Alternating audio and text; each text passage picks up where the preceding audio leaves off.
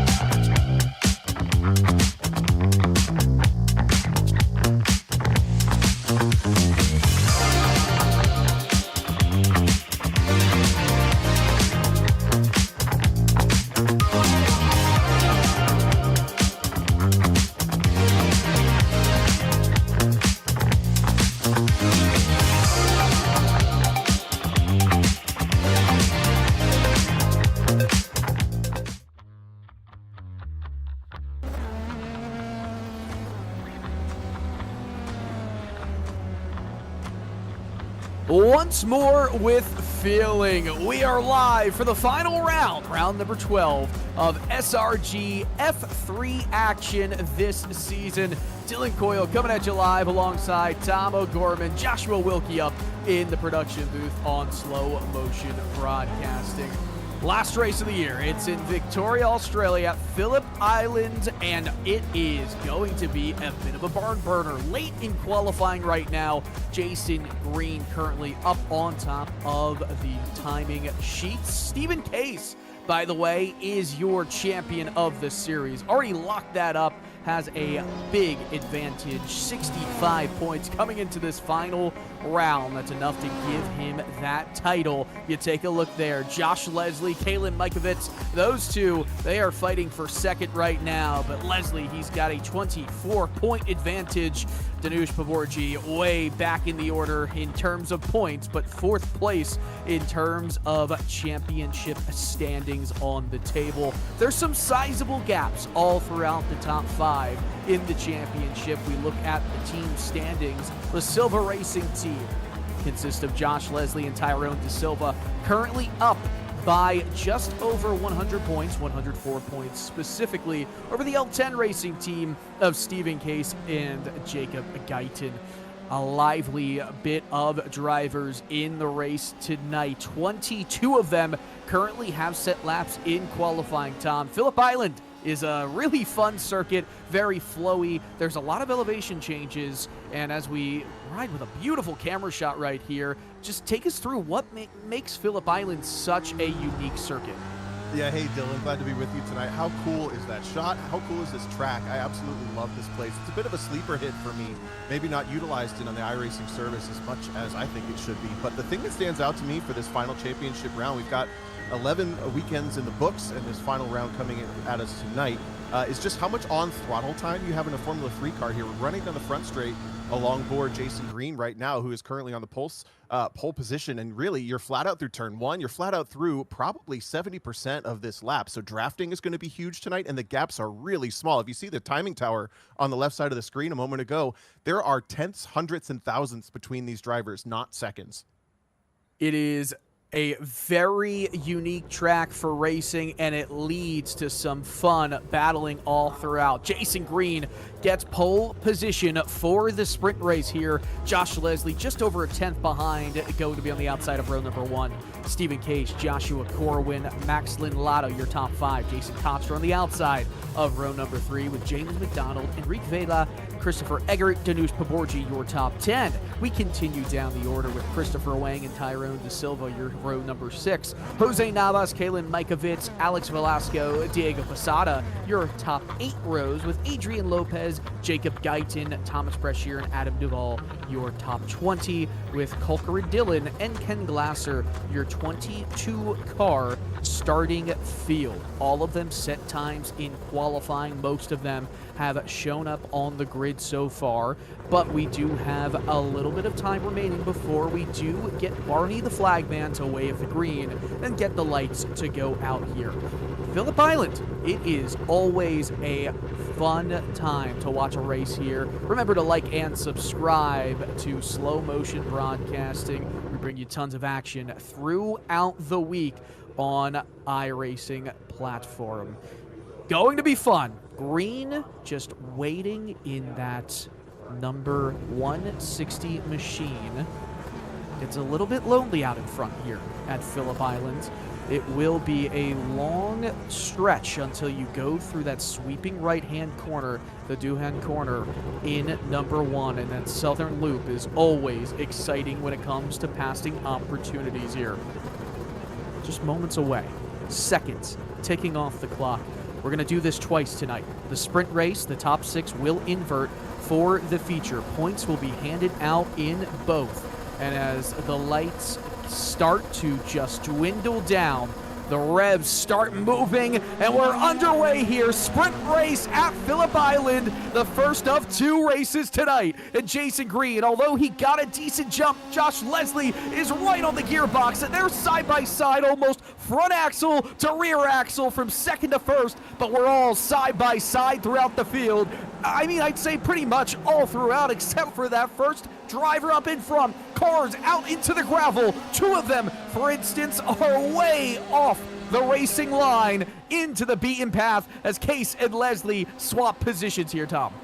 That was absolutely a challenging braking zone. Now we're 3 wide, a lunge up the inside for the hairpin at turn 4. I think it was Max Lotto that we lost back at turn 1 as well as another car. But it's such a challenging braking zone with these cars wanting to be, they want to carry entry speed, but you run out of track if you come in a little bit too hot. Things getting single file now for the first time across the top 7 or 8 as another car spins on the cold tires. I think it's Thomas Brashear. Yeah, Brashear just spun as well, and Max Lotto, Tom, this is a new one for you, but Max Lotto, I've usually given him a commentator's curse all throughout this season. He won last week. I didn't do it to him this week as we see a move attempt to be made between Paborgi. Oh, there's a 3-car calamity. 1 car upside down. Another is collected. Multiple cars. That is sprint race over for James McDonald. Oh my goodness, one of the largest wrecks we've seen so far in this season. That's brutal. It was Danush Paborgi also involved in that one. Made the move down the inside, down the downhill, but just too many cars, not enough real estate, and Paborgi is in the championship battle for 4th. He's going to lose that position to 5th. Jason Green, very potentially, as Green continues to lead this race. We have another change for position. Stephen Case gets around Josh Corwin in turn 1. We're only on lap 2 here with 15 minutes on the board. My goodness, you can win a lot of points through these 2 races, but of course you have to wonder about those 2 drop races that are already, of course, factored in to the championship standings. That's what gives Case the edge, as we see in the mid-pack here. Diego Posada kind of surrounded as Max Lotto in 11th place is going to try and make up those positions. He started in P5, now down to 11th place in that number 12 machine. Lotto did not win the finale of SRG F4 action. Although he had the lead, he spun out on his own multiple times last night. It was at Magny Cours, and it was a little bit unconventional from what we've seen from Lotto's season in F4 so far. In F3, he's going to show that speed very consistently. It's just, can he show this speed always consistently instead of just, well, most of the time, I would say, as we see Leslie in the slipstream trying to get to the inside of Corwin, does that quite handedly into turn 1. Will there be a fight back from Corwin into turn 2? Unable to do it. Flat out at 100 and nearly 60 through turn 1, gets the job done, and that's what the draft can do, which I think, especially as the tires start to wear off, could really become a big factor. But I think Corwin, smart to just tuck in. He's going to get the draft on all the straightaways until he makes a move down here into turn 4, maybe under the brakes. Does it. Very textbook.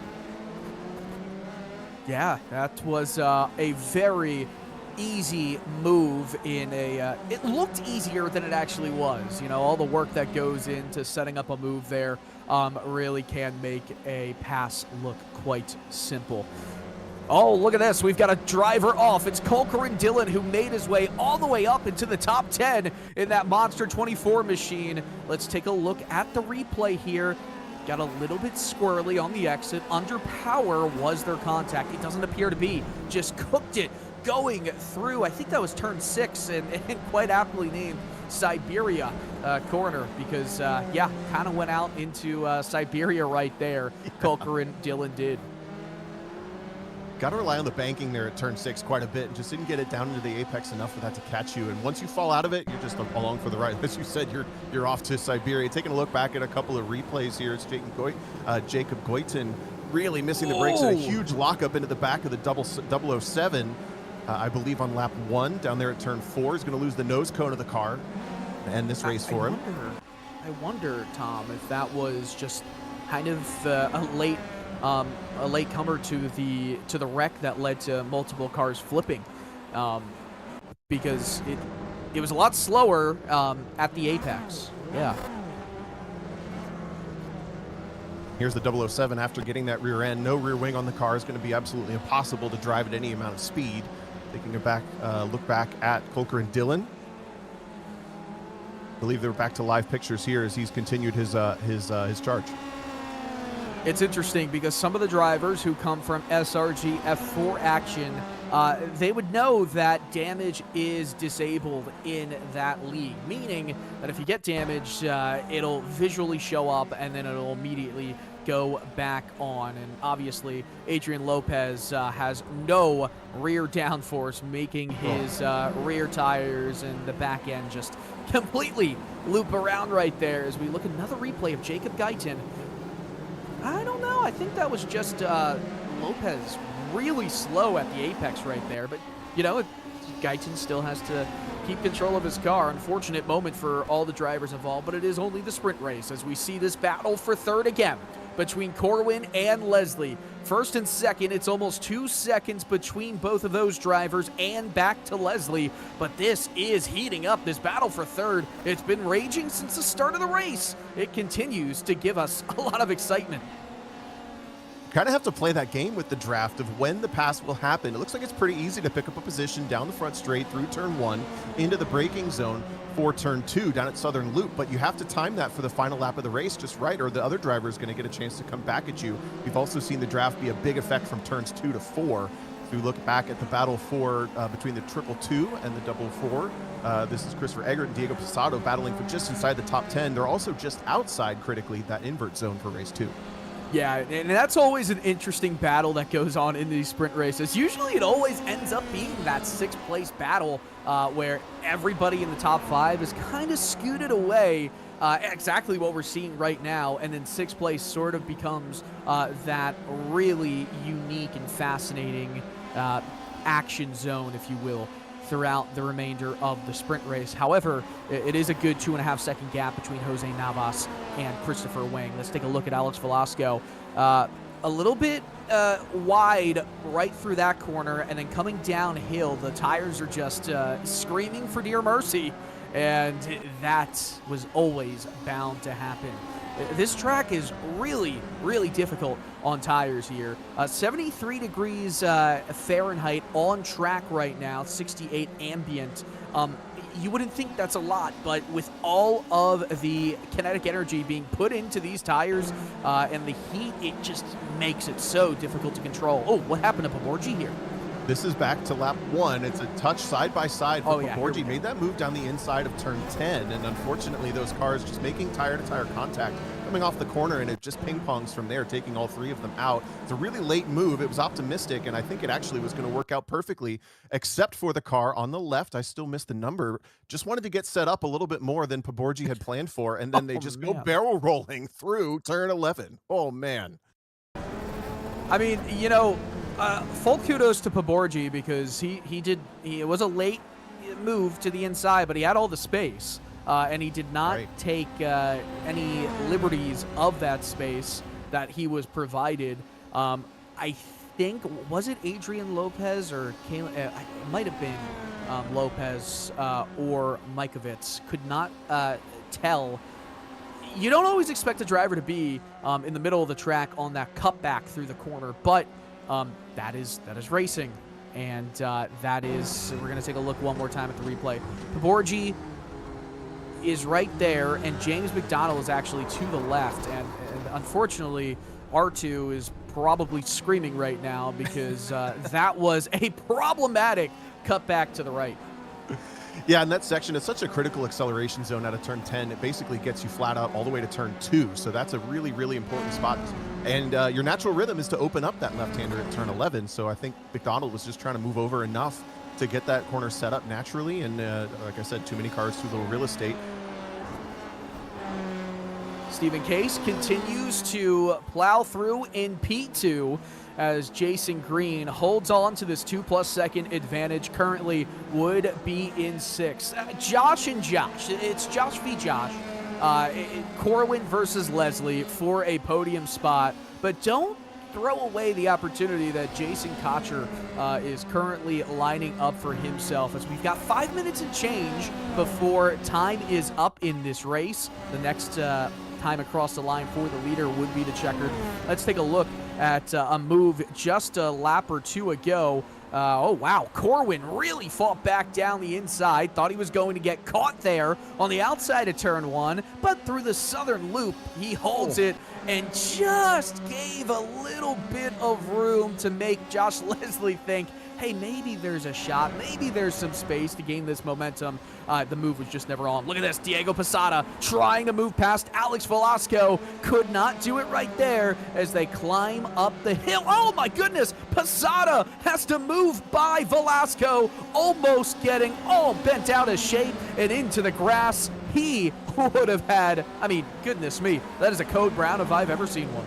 Yeah, and that's going to open the door for Adam Duvall in that rainbow livery car to split them, now up into the 10th position. The other car I'm keeping an eye on is actually Chris Eggert, just up the road from this battle. He was one of the other cars that went off at turn 1 on the very first lap and has been on a charge back towards that invert zone. It's not completely unfathomable that he might start to catch up to. It's going to end up being 7th if he catches the cars. It's just a little too little. I'm always excited to see a good chase, right? A good chase for an important position as Jose Navas and Max Lindlato continue to do battle. Lindlato has the momentum and the advantage down this straightaway, but it's going to be Jose Navas with the inside track here. Will they still be side by side, almost touching as they move into turn 2, sweeping around in turn 1, does not get to go through to the inside into turn 2. Really good defense right there from Navas, but it's not over. Not by a long shot. Lindlato's got the speed, almost goes right onto the edge of the circuit into the grass area. Once again, Navas has to deal with the slipstream. It's going to be Lindlato trying to move on the outside of this hairpin. Will he get the move done? Deep into the corner. Will he be outside? No, he will not, but he's going to try and set it in there at this switchback. Can't do it. Not quite, but that was smart to tuck back in. There's a big, long, full throttle run through turns 6, 7, and 8 here, and all of that has brought Eggert into this now 3-car battle for 7th. The number 2 at the front is feeling the pressure for sure. Feeling the pressure indeed. Oh man, this is good action, and Christopher Eggert is giving us a great view of it as they move up and then down the hill through this 9, 10, and 11 section. And then you're almost completely throttled down on the floor as you move past that pit entry line and then down the Gardner Straight. Once again, this is a replay of what we saw just a lap ago. I think Lindlato's got a little bit more speed than he did last time, only marginally though. I still think Jose Navas has got him through to turn 1, but will Lindlato be a little bit more brave as they go through 1 and then into 2? So easily flat out, you just cut the distance, and that's what ends up being fastest. The number 4 at the front, Molina has that down, but this exit is just so tricky. You saw a couple drivers already dip tires into that section of the track, and it ruins your run from turns 4 up to turn 4. Now we sweep through 3 into the braking zone of 4 in the waning minutes of this race. Whoa, a little look to the outside for the 12. Oh man, this is fun. This is exciting stuff right here as they start to do the climb. This is turn 6, Siberia. It's not only that you've got to go on the attack if you're Max Lindlato, you also have to deal with Christopher Eggert, right? You've got to be defensive here. If you're not defensive, you open up the door for an attack, and all of a sudden, that battle for 7th, it now becomes trying to trek back from 9th, and you cannot forget, I mean, multiple drivers are all getting close together as we move to 1 minute to go before the next time by becomes the checkered. This is the last lap of the race, and Josh Corwin defending on Josh Leslie, but Leslie takes the inside through turn 1. Will this be the difference? He has the speed, the momentum, and the position. Will Corwin fight back down the inside? Can't do it here. Same thing happening just behind. We're 3 wide down into turn 1. I thought I saw a 3rd car over there, and the Eggert car goes through, picks up 2 positions down the front straight, double slipstream, and now it's an over-under. Oh, Molina runs a little bit wide. Oh, sorry, Navas. Oh my goodness, they both went for sympathy lawnmower session. And oh no, was that Josh Leslie spinning? It was. Jason Cotcher into P4, Christopher Wang into 5th. And that makes that battle for 7th that we were watching now the battle for the invert zone potentially. The 51, the timing was working out perfectly. He got the draft down the front straightaway, did Leslie, but unfortunately the mistake on the final corner as the tires just start to fall off the car, wasn't able to hold on to it. Jason Green, though, has had this thing under control perfectly, bulletproof from the front since the green. Yeah, Jason Green has been phenomenal. You know, when we don't get to talk about a driver who's out in front in first, it's because he is so dominant. And Green looked back once and never looked back again. Jason Green, the final sprint race of this SRG F3 season, it's his. And Stephen Case, followed by Joshua Corwin, your top 3. Jason Cotcher, Christopher Wang, your top 5.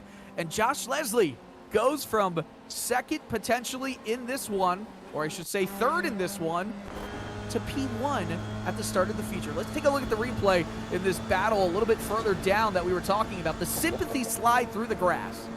This was coming into the final corner on the final lap. Eggert gets the run up the inside, takes the point, and both of these cars now are trying to come back at him. They're both going to defend a little bit of a defense from the 4. They're both going to run a little bit wide through the middle of the corner as the car goes over the crest there, off camber into the gravel. It's insult to injury, really, when you go off there, and both are going to lose the opportunity.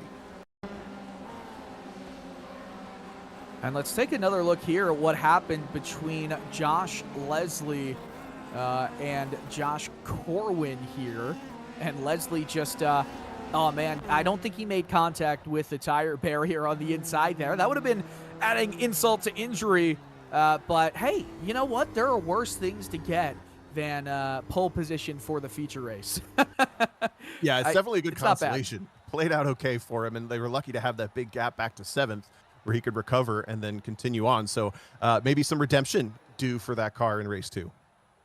You know, it's funny. Third place finish in this race nets you 26 points. You lose going back. You lose 6 points from that. You get 20 points for finishing 6th in the sprint race. So let's look at this. It's a net loss of 6 points. Say he converts this this pole into a win, versus where he started. He would have started if he got 3rd here. You're looking at a net gain of 4 points. All might not be lost here. I mean, very true. It's not bad at all. At all. I always laugh at the Melbourne, advertisements here at Phillip Island.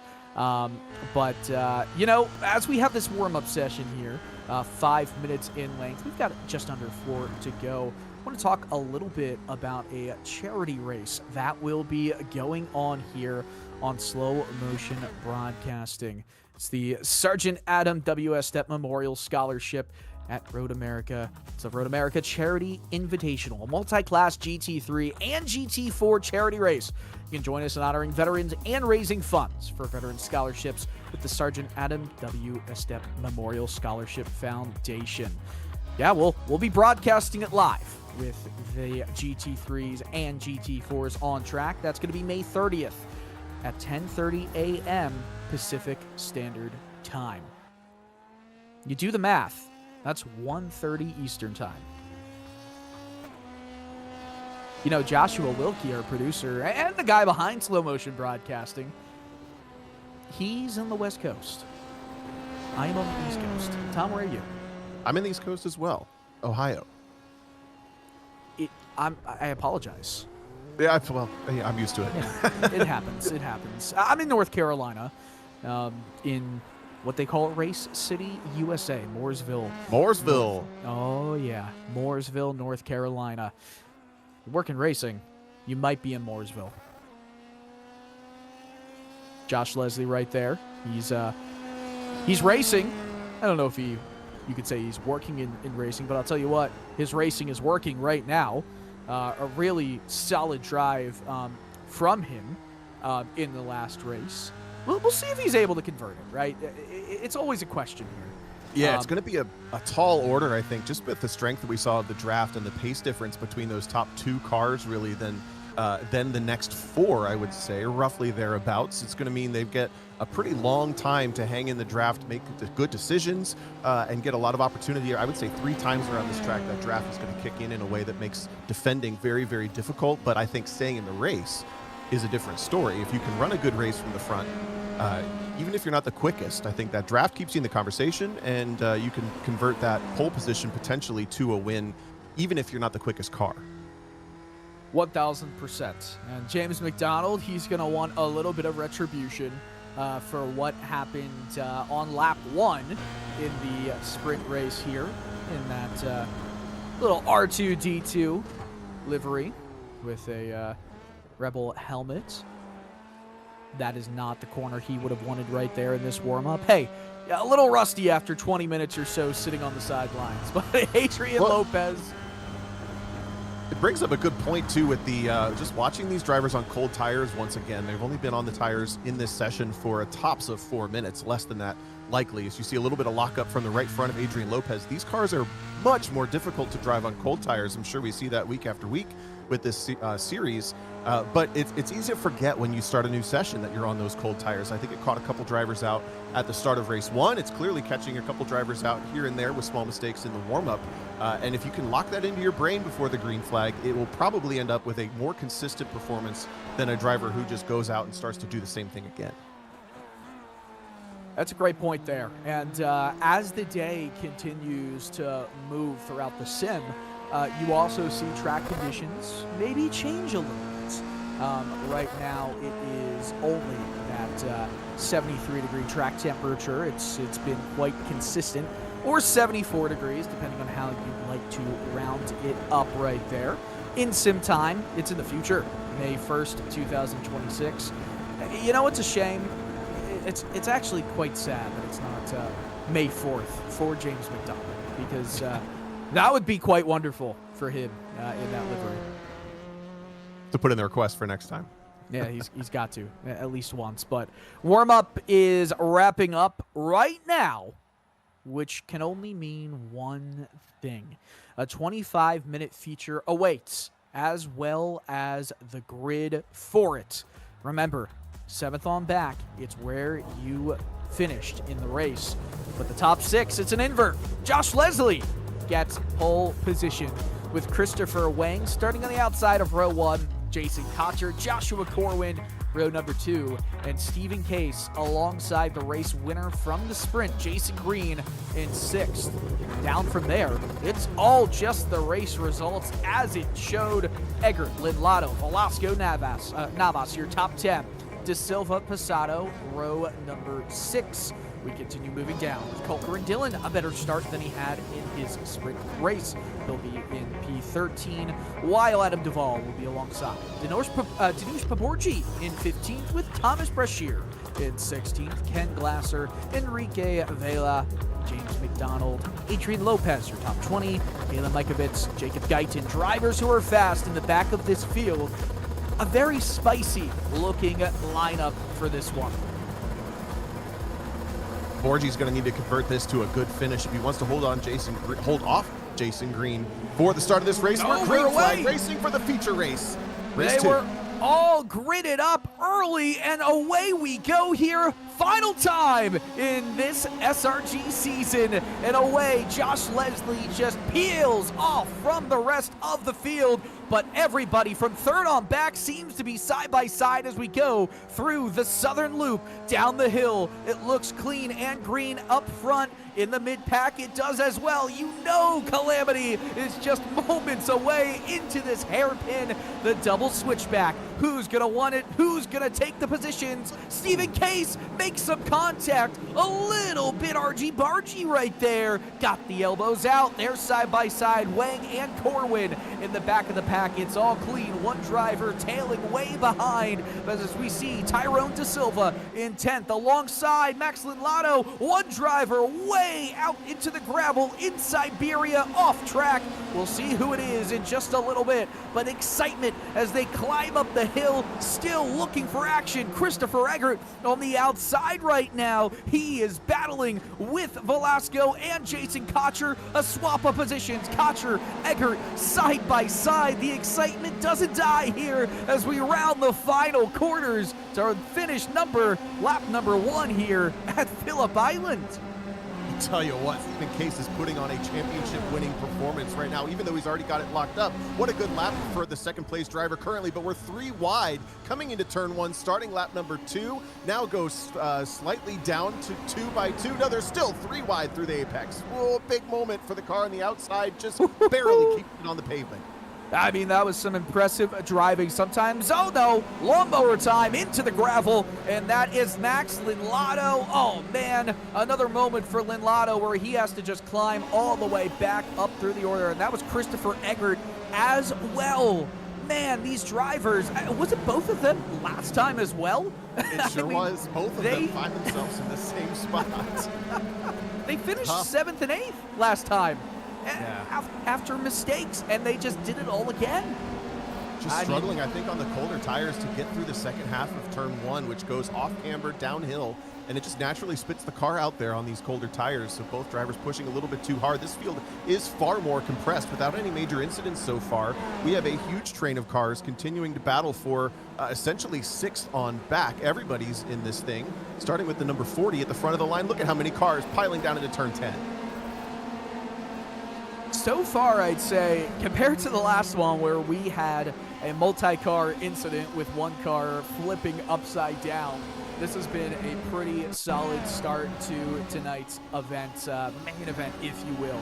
Take a look at a replay right here. This is Tyrone De Silva, 3 wide in front, pinballing, keeping it all on track. That was really hairy moments there for these drivers, all keeping it mostly clean as we see the smoke in front, and that's when Eggert and Linlado went through the gravel.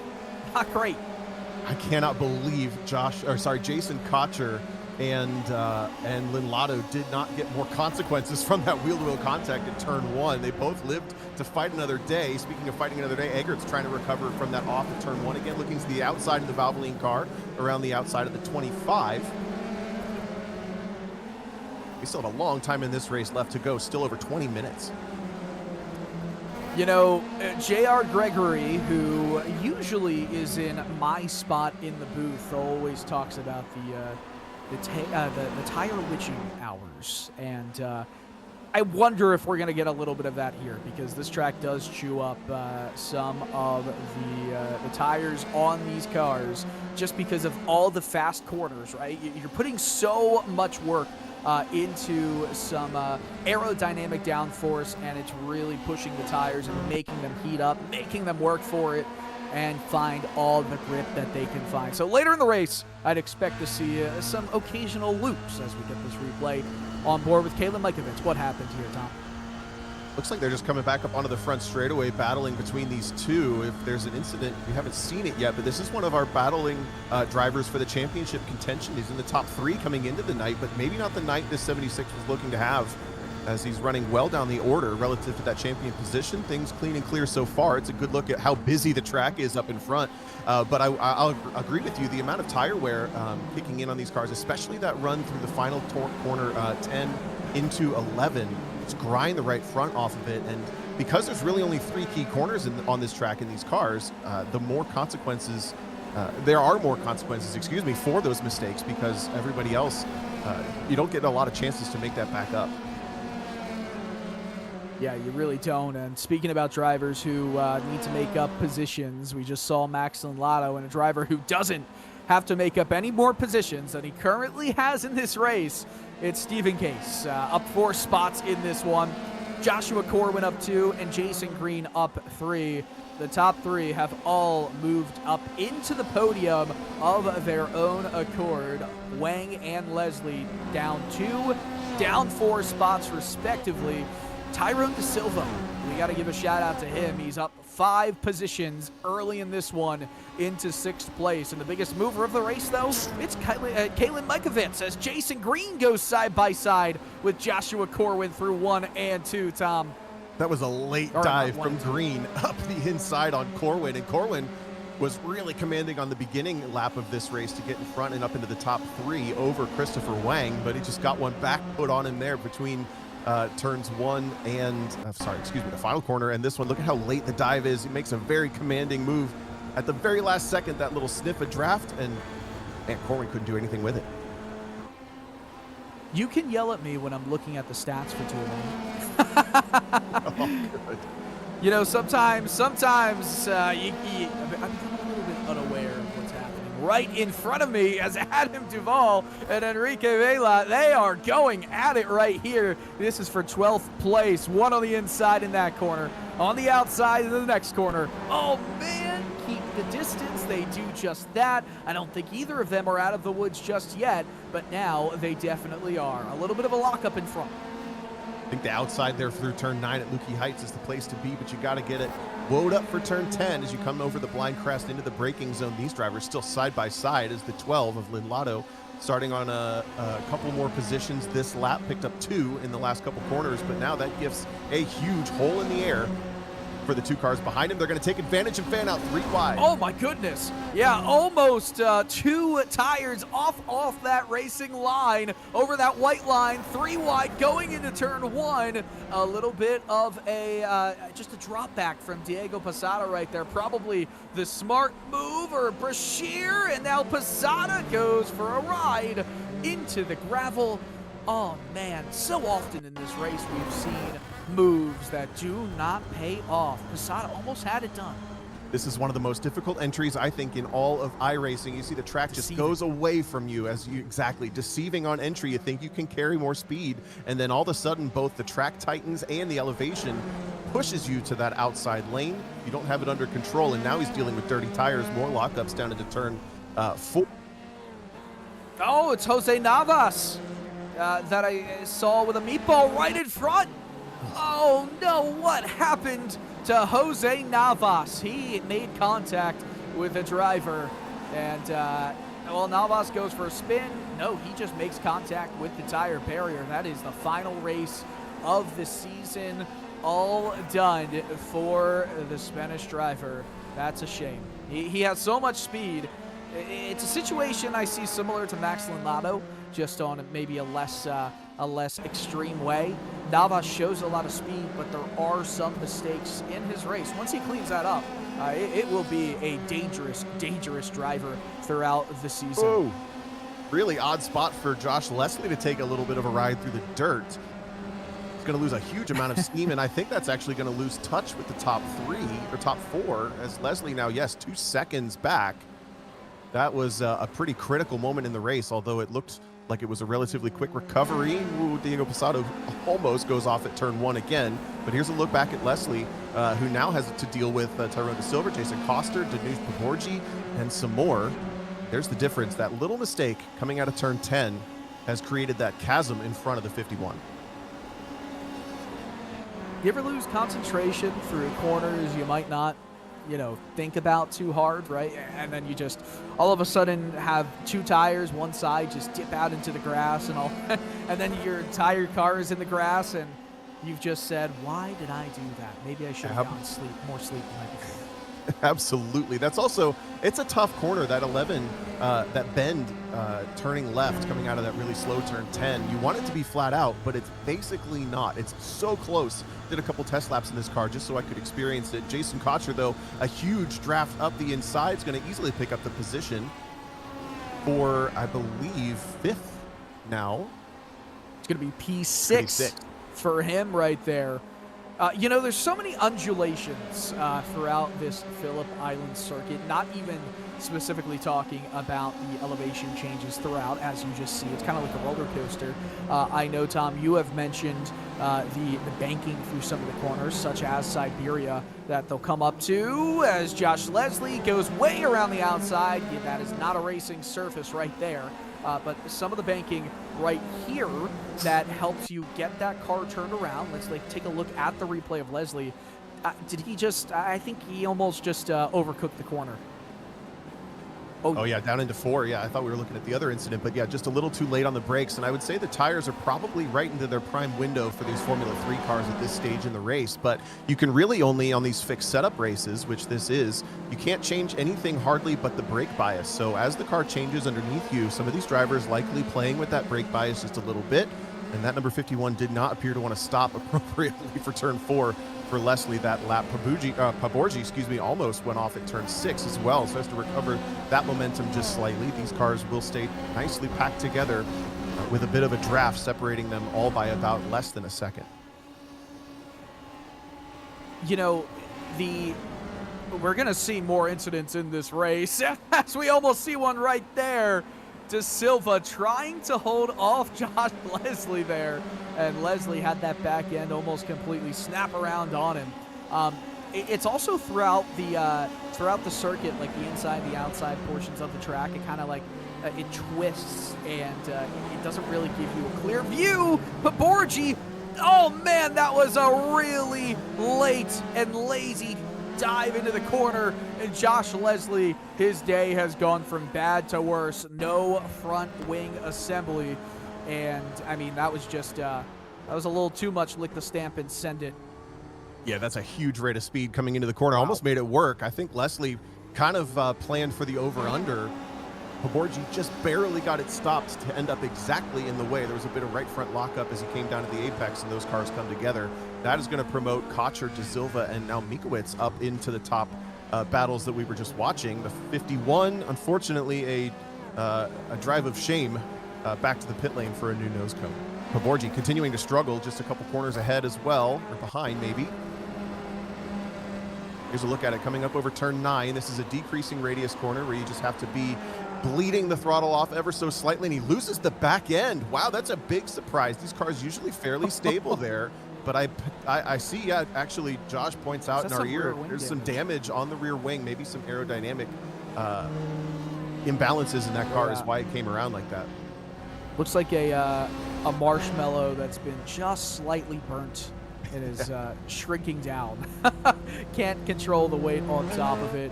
Paborgi in the pits gets that repaired. Josh Leslie in the pits gets a new front wing assembly. And while all of the chaos is happening, Stephen Case continues to lead, but it's not over. Jason Green made up another spot on Joshua Corwin a little bit earlier in this one. We're past the halfway point.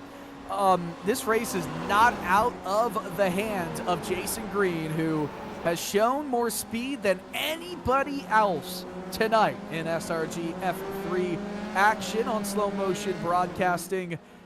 This race is not over. No, we're basically halfway through it. 14 minutes down, 13 to go, or maybe 12. I'm bad at math.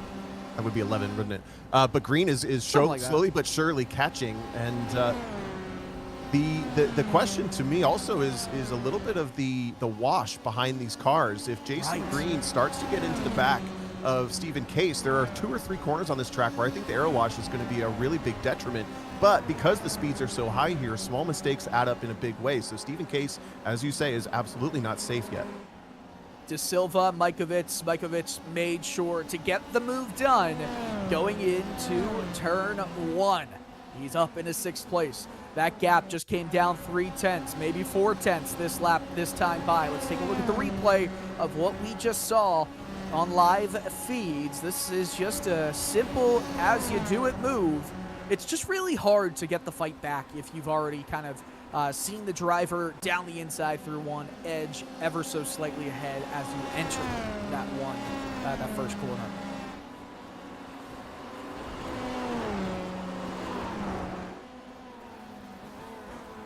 The chase is on with under 10 minutes to go here in this race.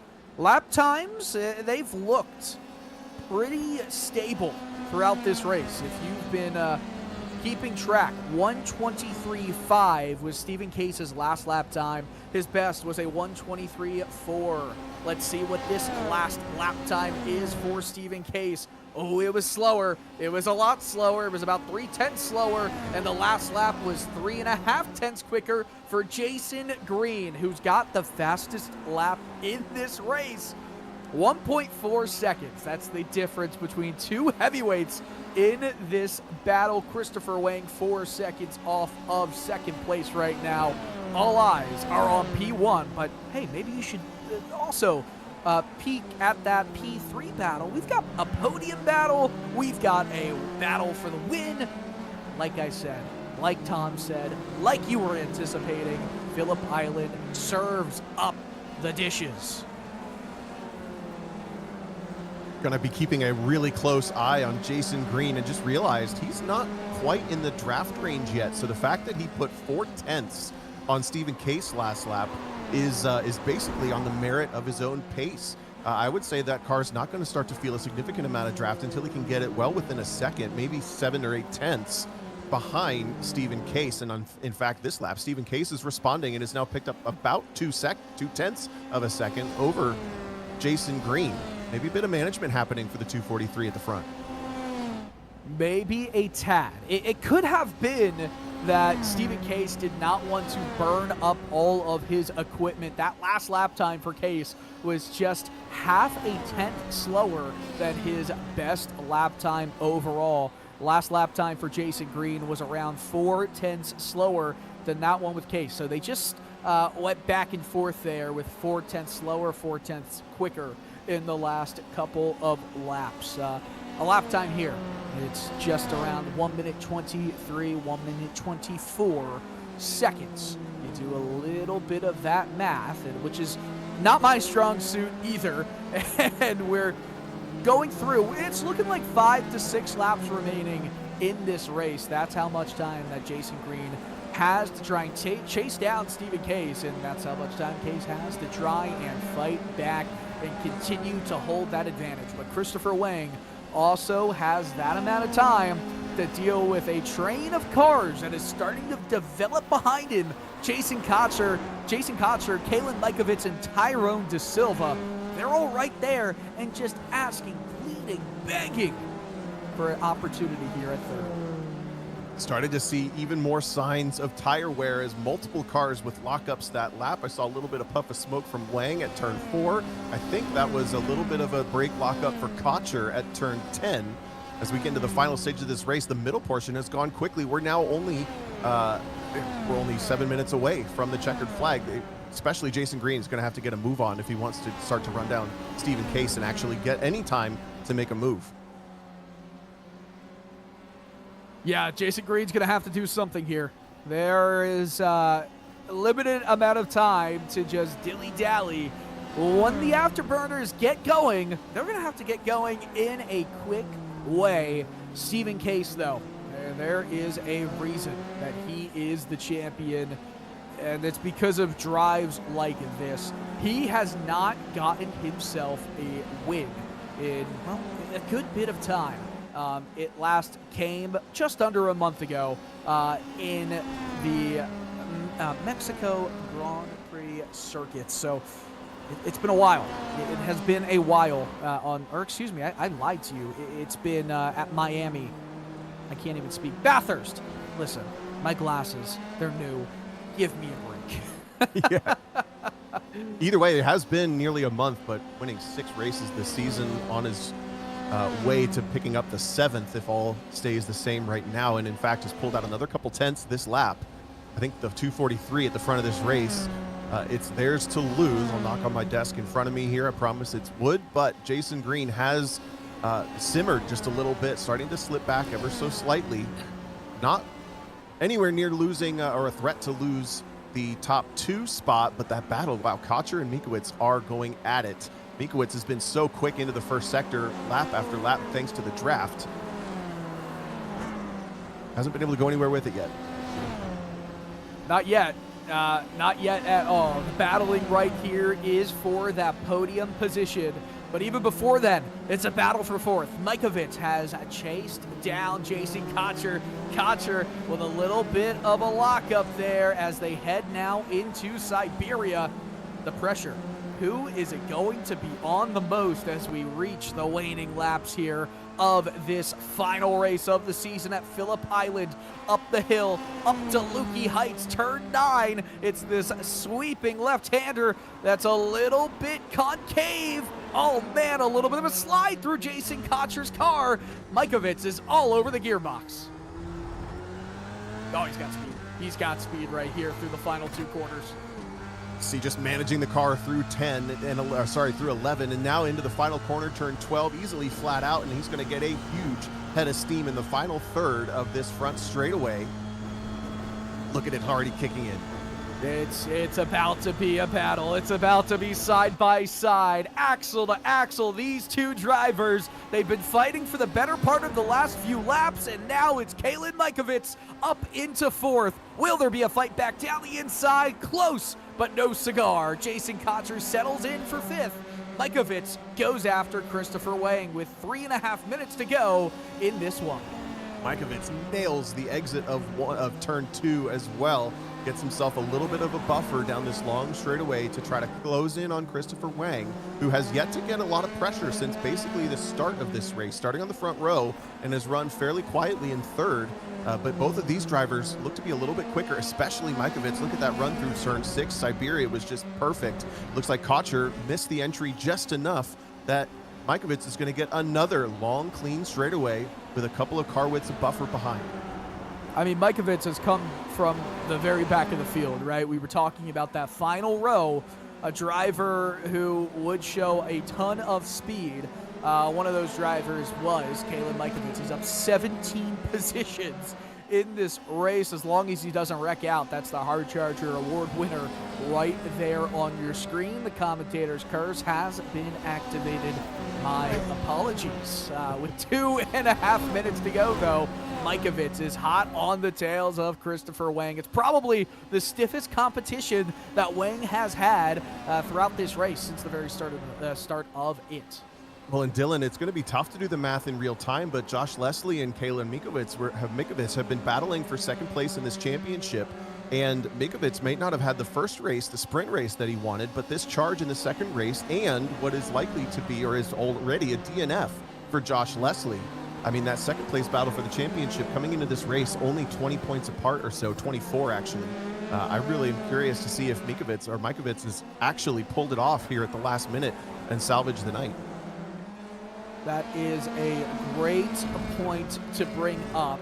I can't do the math live with you because there's so many permutations that do matter here when it comes to incident points, when it comes to obviously the Hard Charger, the sprint and the feature, and the two dropped races combined. My goodness, mathematicians do it well here as Wang is under pressure, but Mikovits, I mean, he's pushing this car, he's pushing the tires, he's asking them to do more than they ever have in the moments that they feel most at risk of having a mistake here as they go through the final corner. Maybe for the second to last time here, the penultimate lap it appears to be. They move into turn number 1 with a head of steam. It's Mikovits chasing, closing in. Not there yet. Not going to be able to make the move down the inside into 2, but how about a setup?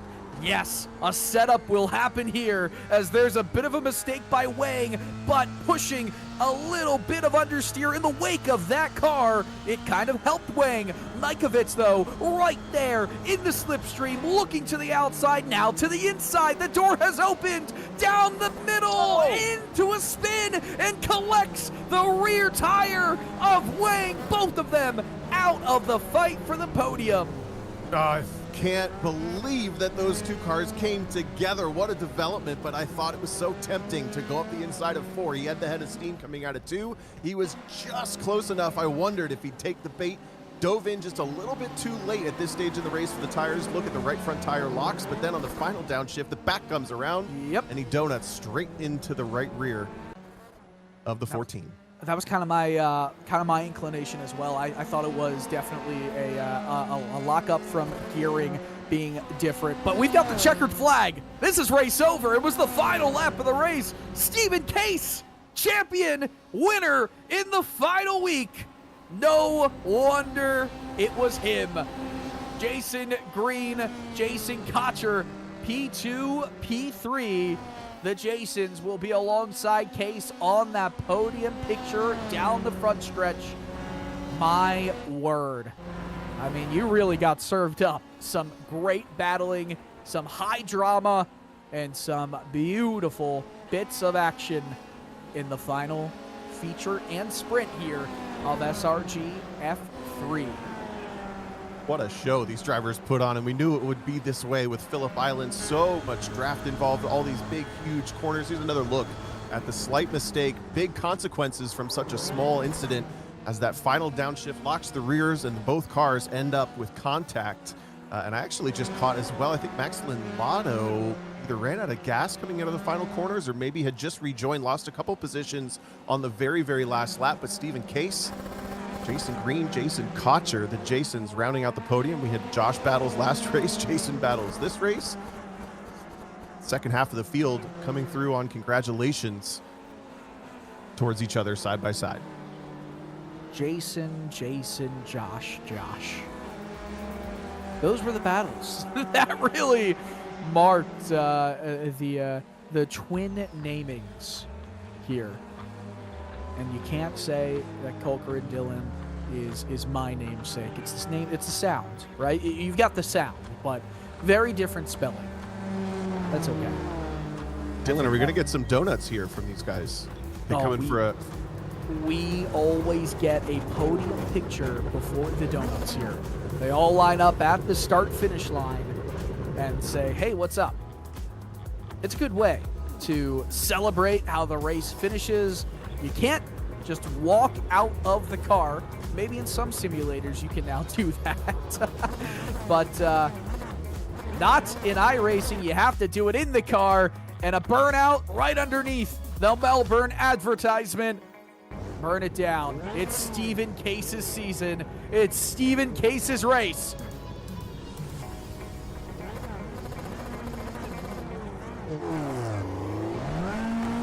And then calm for Jason Green. Nope. He's saying, I'm saving the best for last. There you go. Good break stand. Hell yeah.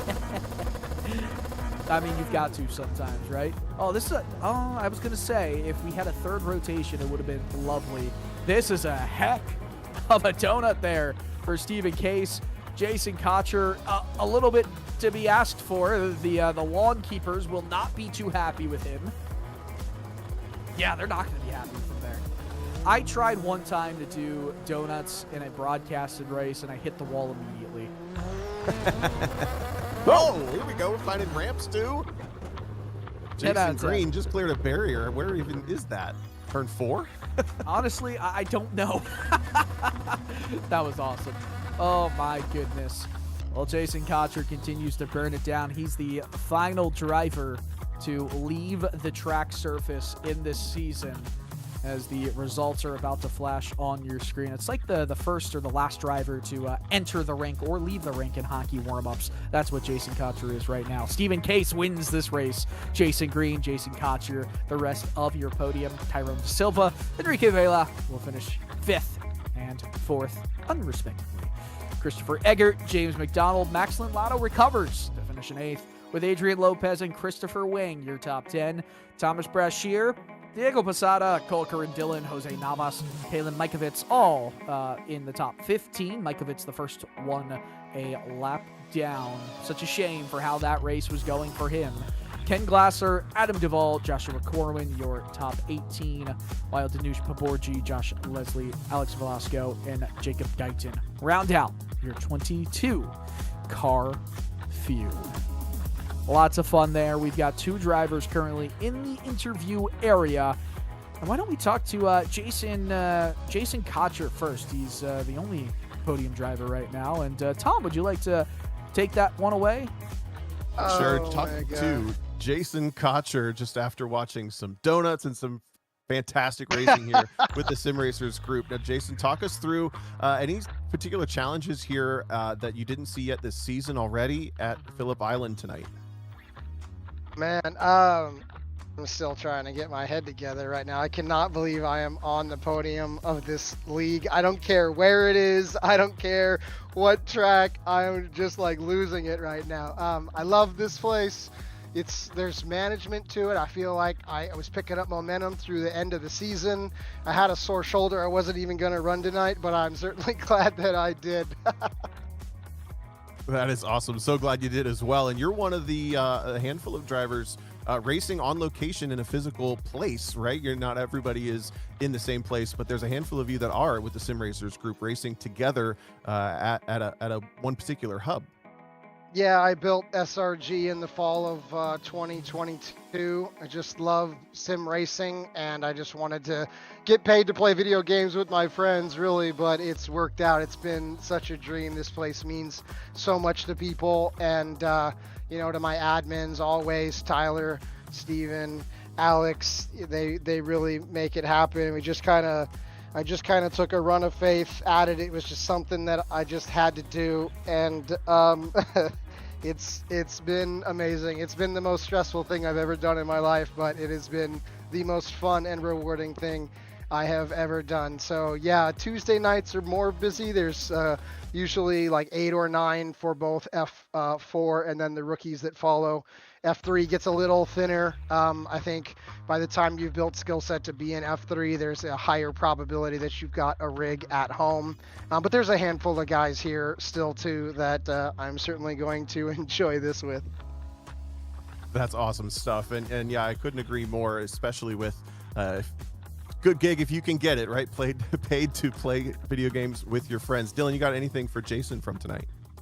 Oh, Jason, this was awesome to see you get onto the podium here, and it kind of happened in a kind of a crazy way. Hey, you saw some smoke in front of you. What's going through your mind in that final lap? Well, I mean, mad respect to Chris Wang. I love that guy. I hate to see that happen for him. Kalen is a super classy racer, and in fact, this season's Billy Award winner. More about that in a moment. But I wasn't gonna catch Wang. I wasn't gonna do it, and Kalen is just usually just so fast and pinpoint. You know, all I could hope was that they were gonna fight and draw me back into the mix. And when I got down to that corner and I saw smoke and cars sideways, all I was praying was that I could go tight inside. And then once I got out of there, I was just like, focus. I just couldn't believe it. And I was checking the gap back to Tyrone. And man, I'm so glad that was the last lap. Like I said, I would never wish that on anybody. I feel really bad for Chris Wang, and a shout out to Josh Corwin, who was in third and had a disconnect issue. So my heart goes out to those guys. But sometimes, you know, the luck just falls your way, and I don't know what more to say about that. I'm a happy camper, in case you couldn't tell. Oh, I can for sure tell. Hey, what's before we let you go and let you give your, well, I guess you've already given shout outs. Please go feel free to give as many shout outs as you'd like. But what's next for SRG F3 and F4? I mean, a whole new season. You know, we're so grateful to have it up and running, and a community of just super loyal people that appreciate it and have fun. As I said, I get private messages for what this place means to people when times are tough and things are stressful and chips are down, just to forget about it for a couple of hours on a Tuesday and a Wednesday night. You know, it's really important, and the guys let me know, and it means the world to me. So I'll put the build on the computers next week. 12, you guys out there putting the updates on one computer, I do it on 12, so I don't want to hear about how long it takes you guys. But yeah, so we'll take a week. We'll take a day off on Tuesday, Wednesday. We're doing week 13 silly stuff. I haven't made it up yet, but it's just to blow off some steam. And then next Tuesday we start anew. F4 will be running the Asia, Aussie, Pacific schedule, and F3 will run the global schedule. I've still got my fingers crossed on a new F3 car, but if it doesn't happen in a year's time, we may consider other options. I think weather needs to be a part of it, as it is in F4, and it is not yet in F3. So that's where we're looking. If we can get some car count up and build, I'd love to bring the Super Formula League back, maybe as a Thursday night thing, or we'll see how that goes. But big plans in the future, and SMB is a huge part of that. You guys are awesome, and we love you. Lastly, to give out the Billy Award for those that are new, William Campbell Billy Peach ran in-house with us for a year.